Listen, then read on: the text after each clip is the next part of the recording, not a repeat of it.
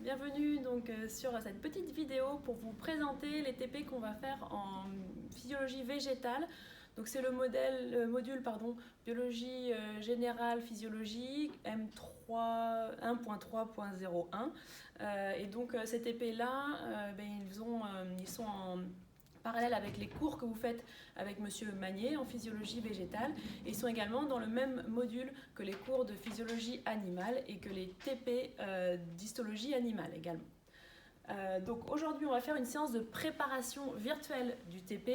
Pour ça, je vais vous montrer la manip la plus compliquée des deux, celle qui vous aurez besoin de plus préparer.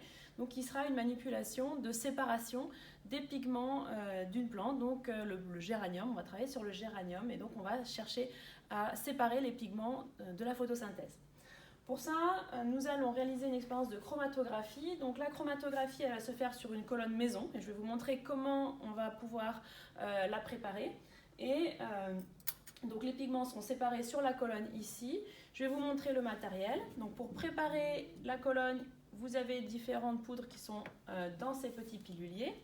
Vous avez également donc ici le matériel végétal, votre feuille de géranium que vous allez peser. Vous avez une coupelle. Vous avez également un mortier dans lequel vous allez pouvoir broyer votre feuille de géranium. Et donc vous ferez ceci dans des solvants. Vous avez les pissettes qui sont à la paillasse. Pour le reste, eh bien, vous aurez des tubes dans lesquels vous mettrez vos éluants et également vos extraits végétaux. L'objet de cette vidéo aujourd'hui, c'est surtout de vous montrer comment nous allons préparer la colonne de chromatographie parce que c'est quelque chose qui prend un petit peu de temps et ça vous permettra de démarrer le TP plus rapidement.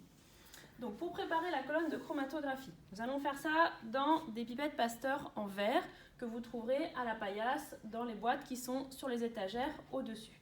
On va commencer par ouvrir la sortie de la pipette. Donc pour ça, vous placez vos doigts de part et d'autre de la petite marque rouge qui se trouve à l'extrémité et vous appuyez avec le pouce sur la marque rouge en tournant jusqu'à ce que ça casse tout seul. Et normalement, vous n'avez pas de risque de vous blesser. Vous mettez ça dans la poubelle à verre, bien sûr, déchets piquants, coupants.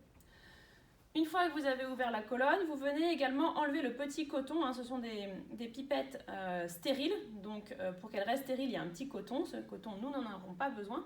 Donc vous le jetez dans la poubelle ménagère qui se trouve sous la paillasse.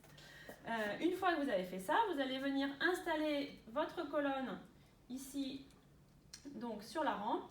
Hop, vous l'installez dans la pince du dessous.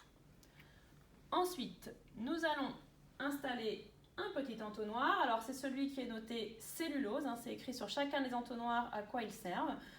Et il est prolongé par un embout de pipette, mais dont le bout est coupé de façon à laisser passer facilement la poudre de cellulose.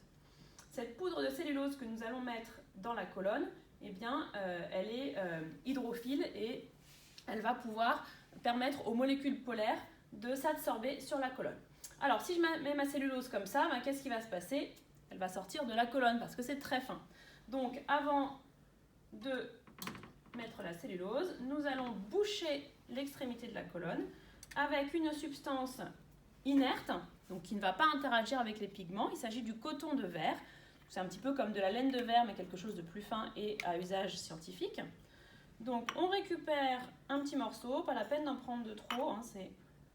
Voilà, on ne gaspille pas. Vous voyez, un petit bouchon de coton de verre. On le met à l'extrémité large de la pipette et on vient avec la petite pipette de 1 ml rentrer le coton de verre tout au bout. Voilà, de façon à faire un petit bouchon. On n'appuie pas trop fort pour ne pas boucher la sortie des pigments. Une fois que ça c'est fait, on peut revenir installer notre colonne ici.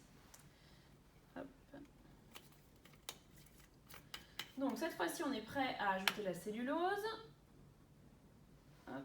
On fait en sorte que l'embout soit dans la colonne pour éviter que ça déborde.